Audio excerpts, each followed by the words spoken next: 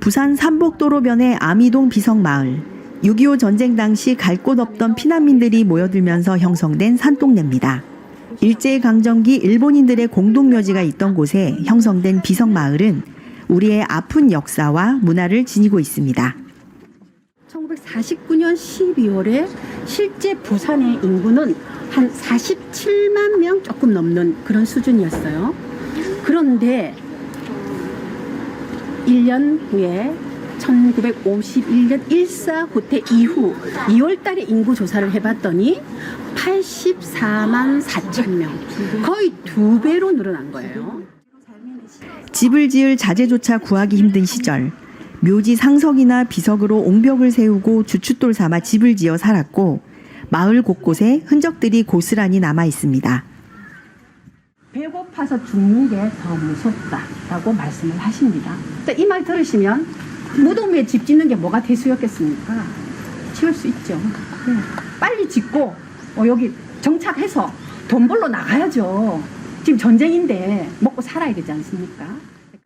처음에는 무서웠는데 나중에는 사연을 알니까 좀 이해가 되고 그렇게 안 무서워졌던 것 같습니다. 6.25 전쟁 당시 부산은 수도 역할을 했습니다. 임시 수도는 전쟁 기간 1129일 중 무려 1023일이나 운영됐습니다. 피난 수도인 부산의 역사가 담겨 있는 문화유산 6곳을 둘러보는 탐방 프로그램이 운영되고 있는데요.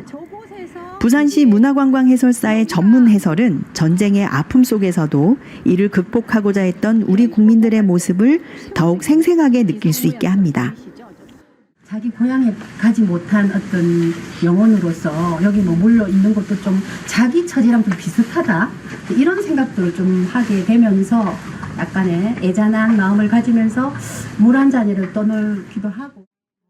이승만 대통령의 관저로 사용된 건물과 고등 검찰청장의 관사로 쓰였던 건물을 활용해 만든 임시 수도 기념관은 피난 수도 시절의 다양한 이야기를 전합니다.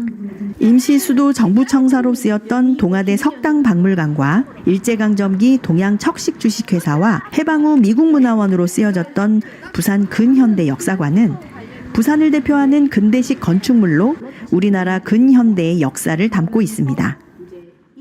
우리 역사 잘 알지만 몰랐던 역사도 배우게 되고 그 현장을 직접 보니까 좀 감회도 새롭고 이런 곳이 보존되면 좀 어린 친구들에게 도움이 될 것 같다, 이런 생각이 듭니다.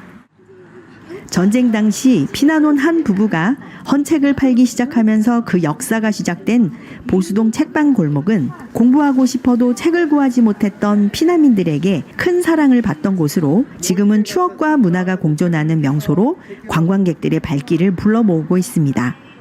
비성마을에서 임시수도 기념관을 거쳐 복병산 기슭에 있는 부산 기상관측소까지 6시간에 걸친 탐방 프로그램은 부산의 어제와 오늘 그리고 미래를 보여줍니다. 해설을 해주니까 이해가 잘 됐고 우리 조상님들이 6.25 전쟁 때 정말 힘드셨을 것 같아요. 피난민들이 거기에 왜 살고 이런 역사를 갖다가 참 감명 깊게 해설사님이 잘 설명해 주셔가지고 참 저한테는 참 많이 도움이 되는 그런 거고, 좀 앞으로도 많이 있었으면 좋겠다 하는 그런 생각이 들었습니다. 이번 프로그램은 피난 수도 부산의 역사적 가치와 문화를 시민들에게 알리는 한편 유네스코 세계유산 등재에 대한 공감대를 형성하기 위해 마련됐습니다.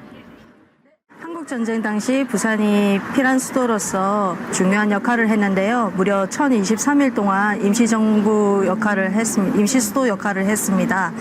그래서 그 당시에 그 피난민들의 생활상과 그 피난 수도의 그 문화유산들을 탐방하면서 시민들에게 알리고자 이 프로그램을 만들게 되었습니다. 부산시 문화관광해설사와 함께 부산의 역사와 문화를 생생하게 경험할 수 있는 탐방 프로그램은 9월 부산 영화가 좋다와 10월 부산의 멋을 주제로 이어집니다. 국민리포트 지혜영입니다.